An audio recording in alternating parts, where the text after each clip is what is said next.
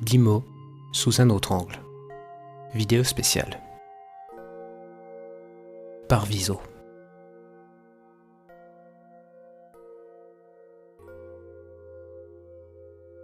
Il faut bien s'entourer. J'ai choisi ce titre un peu aguicheur, dirons-nous, pour vous parler du mot cercle.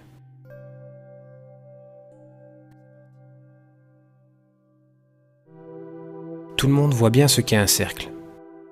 Et si l'on en fait le tour, on avance la flèche, on revient au point de départ, d'où l'idée de tourner en rond, ou le serpent qui se mord la queue, l'ouroboros. Et c'est précisément ce mouvement et cette forme qui permirent de se repérer dès les origines avec les phases lunaires. C'est pour cela qu'initialement, on aura la même idée pour un jour, pour un mois ou pour une année. Ce sont simplement des retours observables. Voilà pourquoi notre ancien mot pour jour, yor, se retrouve dans le year anglais ou le jaar allemand. C'est un cercle, un cycle, qui donne le mot siècle, ou encore un anneau qui donne le mot année ou anniversaire. Et le temps, c'est aussi en grec chronos, qui donne couronne, un cercle. De la couronne mortuaire à la couronne impériale, en passant par la couronne de laurier, toujours cette idée de cercle et de cycle, symbolisant le temps. D'ailleurs, la couronne est un symbole courant dans l'horlogerie et la royauté, pour exprimer la ou l'intemporel. Couronne, dit rapidement, donne le crown, anglais, et chrome, qui est un ancien mot pour dire courbé. Crown, comme dans Cromlech, ces mégalithes constitués de menhirs disposés en cercle. Le cercle, forme circulaire qu'on retrouve dans le mot cirque, au sens d'enceinte, et dans ce mot enceinte, on entend ceindre, entourer. On a cela dans la ceinture, et les Anglais disent d'ailleurs century pour siècle. On en a les traces dans notre nombre 100. Donc, comme je le disais, le cercle est une enceinte, une femme enceinte, qui entoure et protège ce qui vit en elle.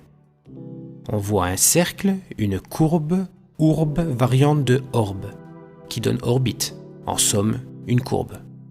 Et regardez la lettre B, qui se dit Beth en hébreu dans Alpha Beth, et désigne le foyer, la maison.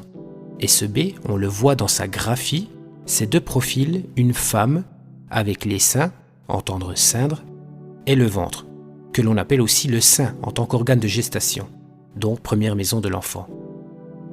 Maison, habitat, lieu qui vous protège, et habit, qui vous protège aussi, du froid par exemple, ou encore habitude. Et ces habitudes, si elles se généralisent, forment des coutumes. Coutume qui vient de costume et sert à protéger et garder la tradition.